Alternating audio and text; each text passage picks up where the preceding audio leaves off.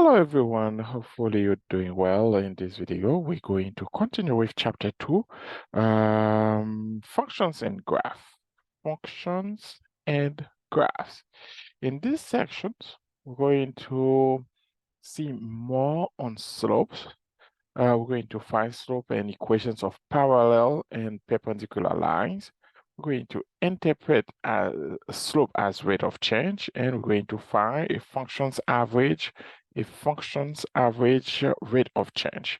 It's a very short section. Hopefully you would like it. Talking about parallel line or perpendicular lines, two non-intersecting lines that lie in the same plane are parallel, right? If two lines do not intersect, the ratio of the vertical change to the horizontal change is the same for both lines. Okay, so that's something we're gonna look at because two parallel lines have the same steepness. So we're gonna look through this one. So they must have the same slope. So if two parallel lines have the same steepness, so they must have the same slope. So that's what we said here. If two non-vertical lines are parallel, then they have the same slope. Or you can see it the other way. If two distinct non-vertical lines have the same slope, then they are parallel, right? Or two distinct vertical lines, both with undefined slope, are also parallel because, undefined slope means the change in y is 0. So we're going to have two vertical lines, right? So very important to remember.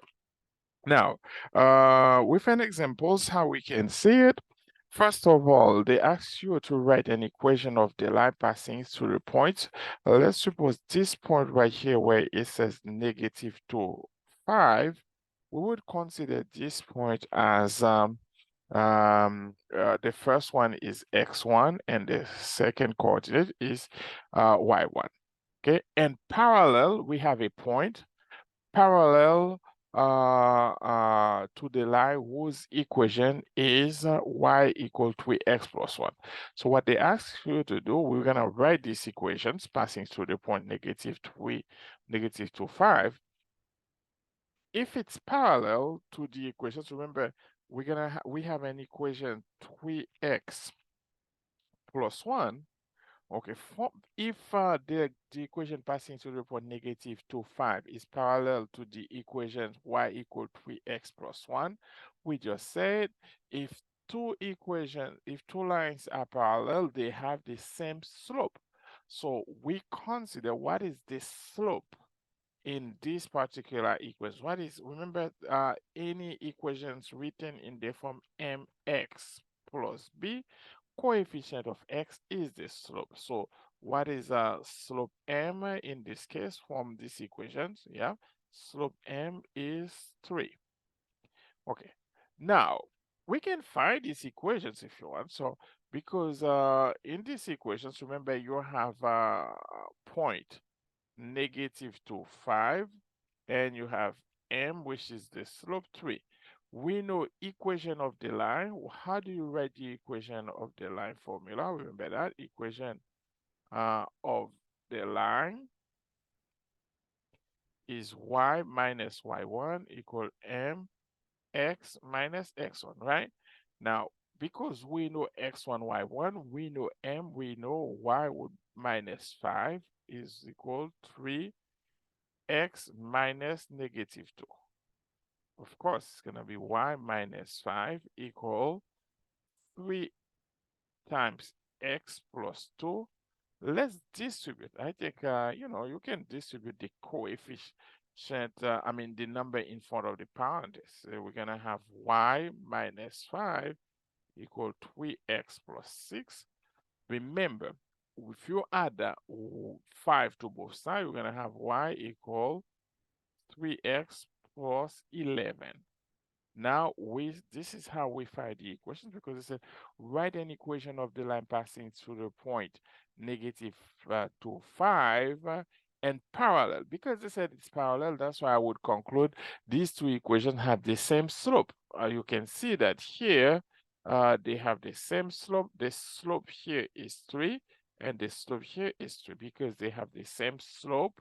You know, we can use the slope of one equation to find the other equations when one point is given. All right, so the slope of the line is 3. A parallel line will have the same slope, which is 3. We use the equation of the line y minus y1 equal m times x minus x1 to find the slope intercept, or the equation in the slope intercept form, y equal mx plus the b. I believe that should be a very important example to you, right? So we're gonna hold on. I believe we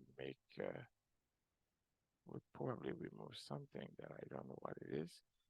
Okay, let's do it. Okay. All right. Now, for a second example, probably we're gonna talk about not really an examples because, as we said, first of all, is to focus on the parallel line. Remember, parallel line.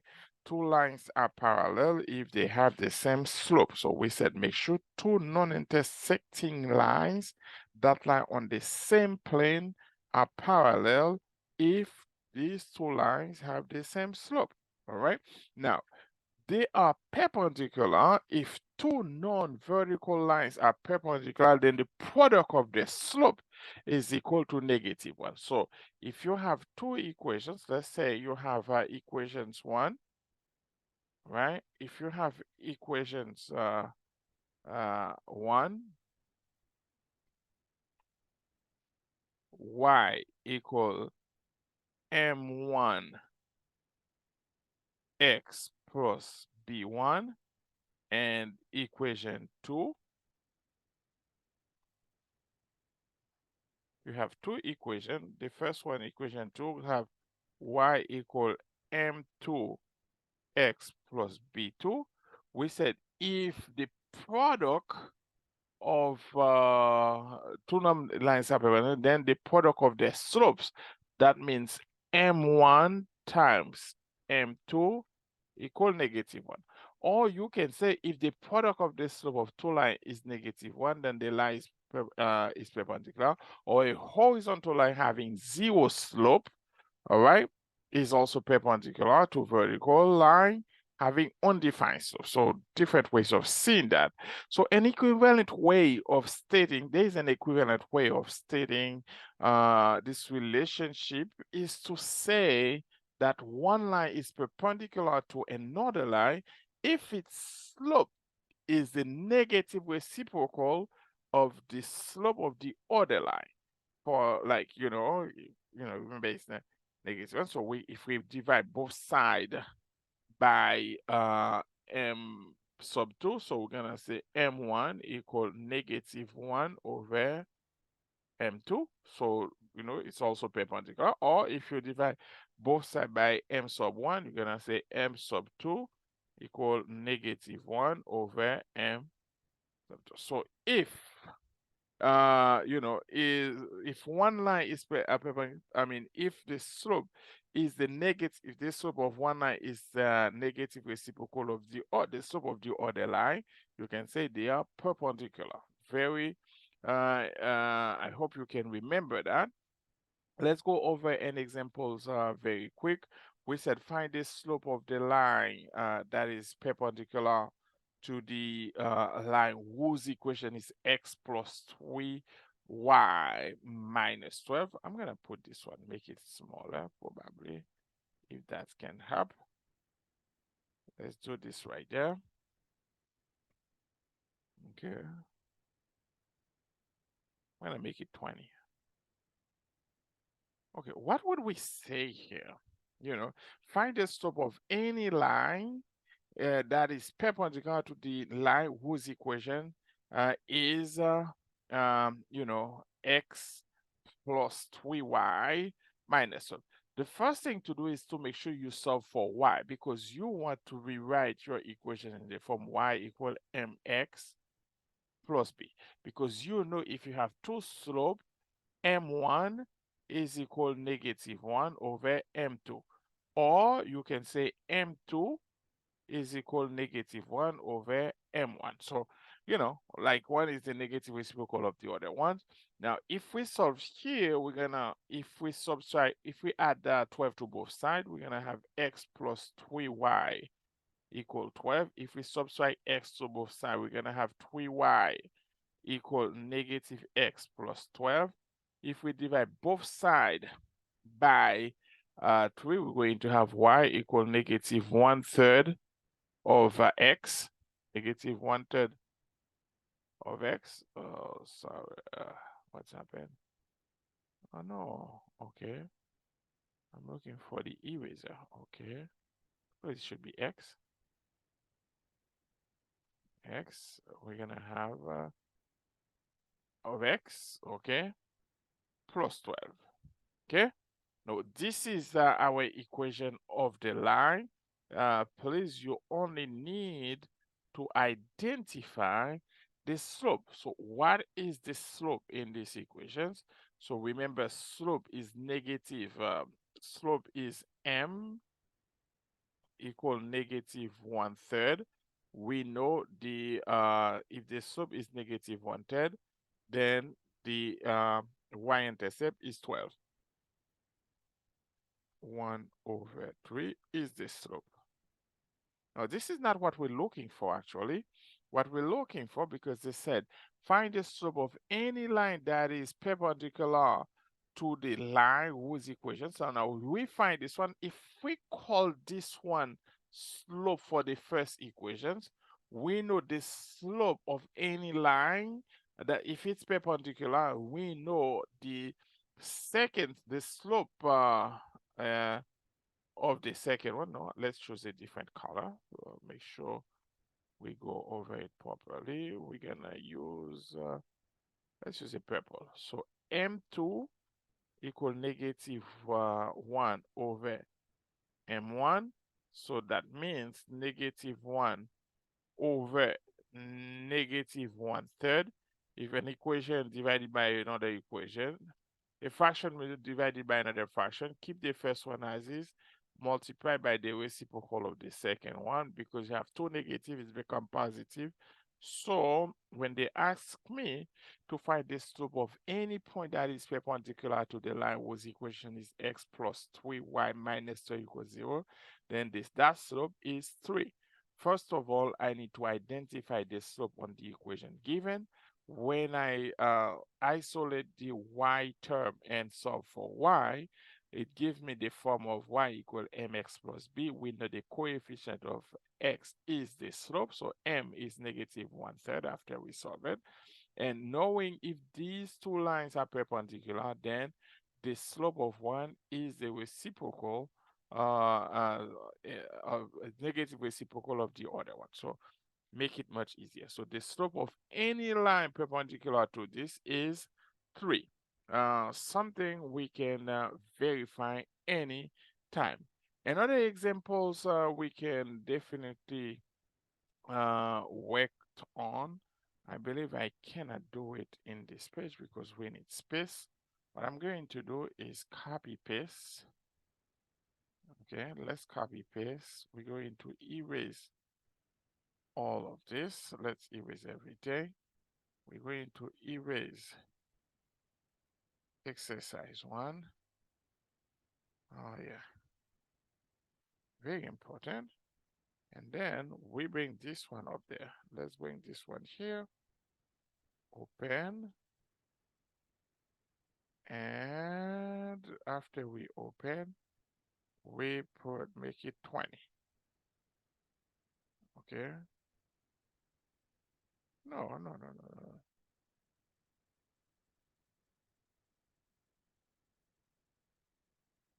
Okay. Is that correct? Yeah, I think it's correct, right? Okay.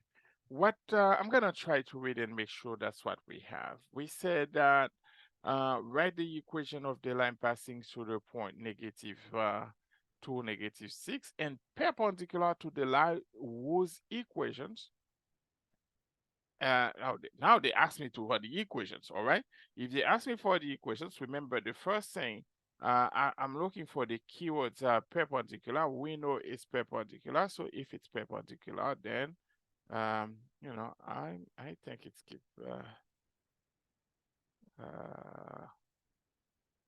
where is it? What would keep it?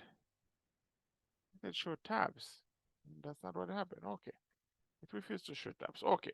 We know it's perpendicular, so what I need to do, because from there, um, what happened?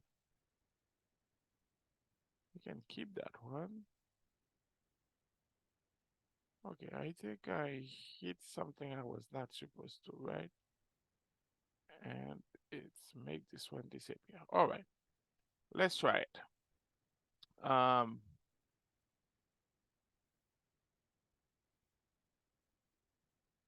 all right. So if we go with this one, the first thing to verify is that M1, M2 equal -1 over M1.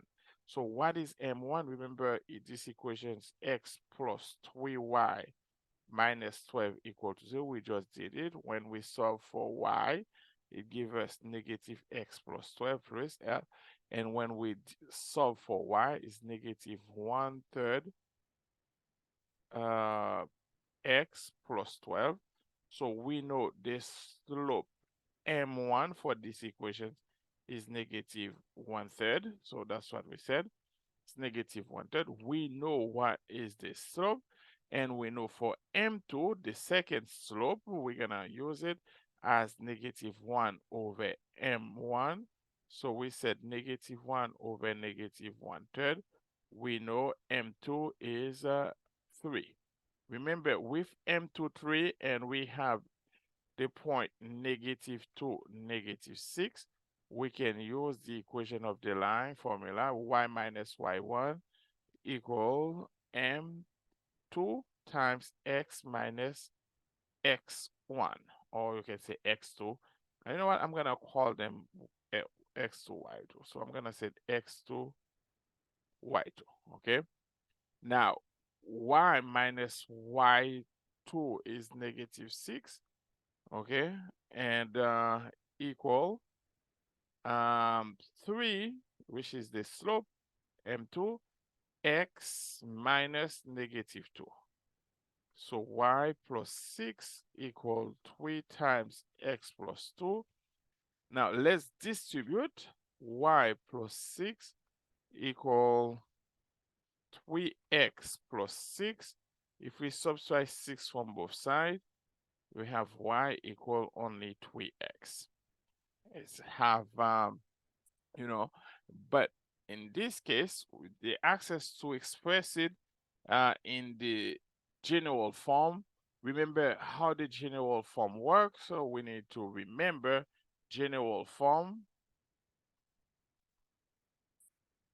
is ax plus by plus c equal to 0. That means all we need to do is subtract 3x from both sides or subtract y from both sides and set it equal to 0 because you don't have any constant term to add to it. So we would subtract y from both sides. Like for us, we're going to have 0 equal 3x minus y.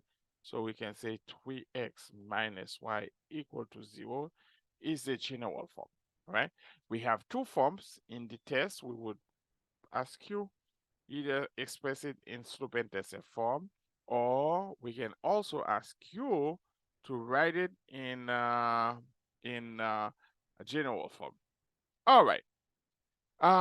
Slope as a rate of change is something very important to take a look at because you know, slope is defined as the ratio of the change in y, okay, to a corresponding change in x. So it describes how fast y is changing with respect to x, okay? Like for a linear function, slope may be interpreted as the rate of change of the dependent variable per unit change in the independent variable, okay, per unit change. But independent variable is x, it's in the denominator, you know? Very important. So let's see that the next examples show us, because in these examples, I think the slope can be interpreted as a rate of change in a applied situation. So we know when we come calculating slope in a applied problems, we keep track of the units in the numerator and the denominator. We need to remember that. All right. So for these examples right here, it stated that in 2000, all right, so it stated like in 2000, 11.9% of young adults lives with their parents. In 2017, 22.0% of young adults live with their parents. Oh, you see what happened? In in this situation. So we can really see that that has changed over the years, because uh, fewer U.S. adults are living, you know are buying homes, and more live with their parents.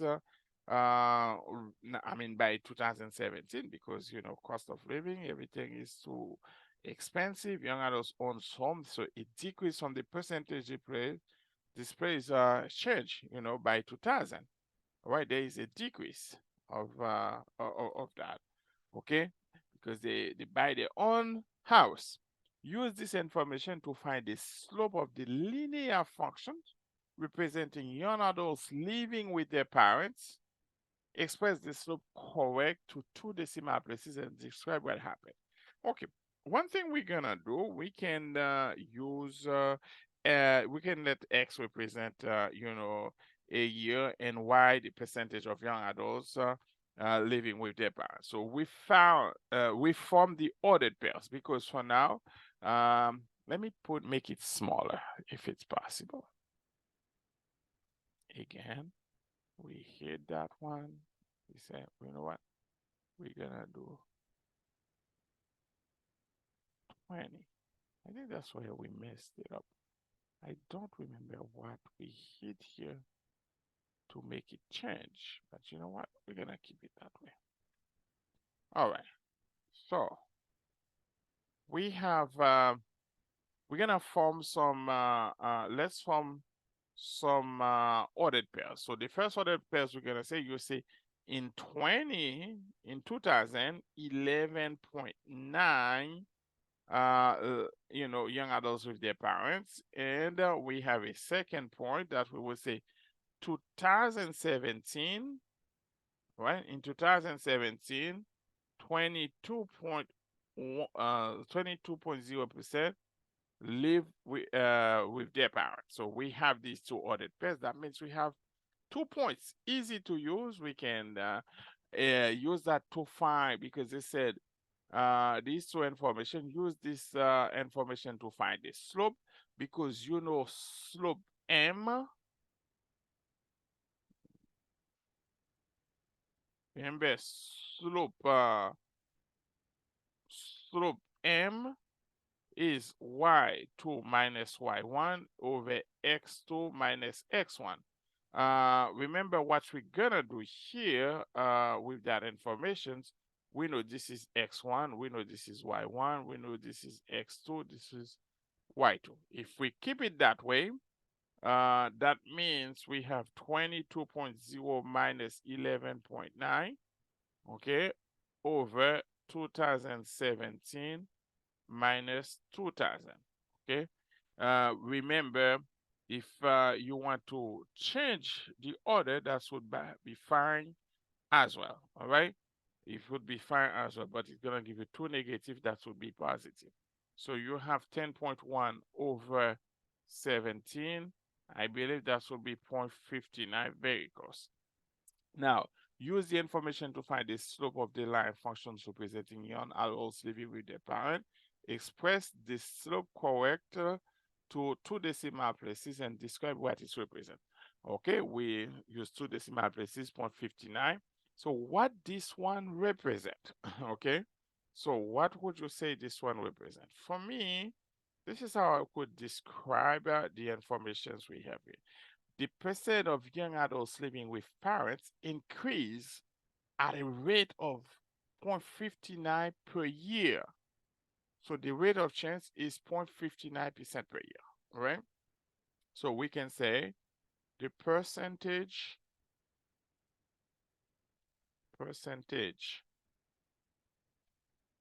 of young adult,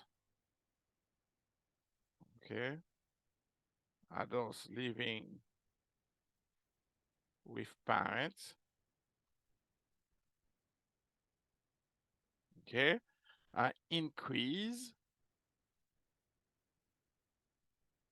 at a rate of 0.59 per year, of course, okay. The rate of change at this point, we can consider that the rate of change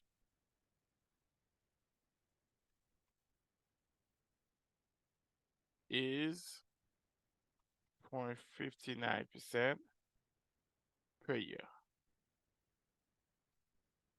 Okay, the rate of change is 0.59% per year. All right.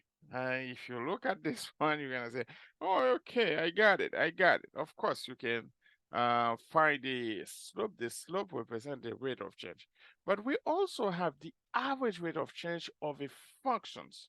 The average rate of change of a function, so you see if x, you plug x, then you can find f of x. If you plug x2, you can find f of x2. Be distinct point on the graph, okay, of a function. So you can find these 2 points very easy. The average rate of change of f from x1 to x2, you can say f of x2 minus f of x1 over x2 minus x1. It's the same thing saying y2 minus y1 over x2 minus x1. Remember in the previous session, or I told you that y is also called f of x, which is no problem for that, okay? So that's something you can verify and do at any time. If they ask you, they give you, suppose they give you a function, this is the functions they give you, and they ask you, like, for example, for one, they ask you to find rate of change when x1 equals 0 for a functions like this. So f of x1 would be f of 0 equals 0 cubed equal to 0. So we know f of 0 is f of x1 is 0. And if we have x2 equal 1, so that means f of x2 equal f of 1, 1 cube give you 1. So f of x2 is 1. So remember, rate of change, the average. We just have the formula to find the average rate of change. Average rate of change, I'm going to call it ARC, equal f of x2 minus f of x1 over x2 minus x1. What we're going to do with this information? Well, we're going to do f of x2 is 1 minus f of x1 0 over x2 is 1 minus 0 is 1. I know this one is very simple one. We wish we could do in a different one. You know what? How about we do C? I'm gonna do C. I'll let you do A. Sorry, B. Okay. Now look at B. C. We have x1 equal -2. F of x1 would be f of -2. So -2 power 3 gives you -8. X2 equal 0. Oh, we have that one. So 0, f of x2, f of 0 equal 0 cubed is 0.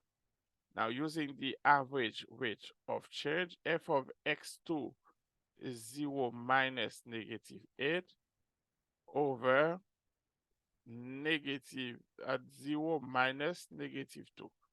So what it gives us it gives us positive 8 over positive 2 is 4. Okay? Yay, finally I got something that is not 1, just for you to see. I think this is just a few more examples on slope. I hope you enjoy it because we should come back for transformation of functions. In the meantime, if you have any questions, do not hesitate to let me know. So you have fun. I'll see you soon.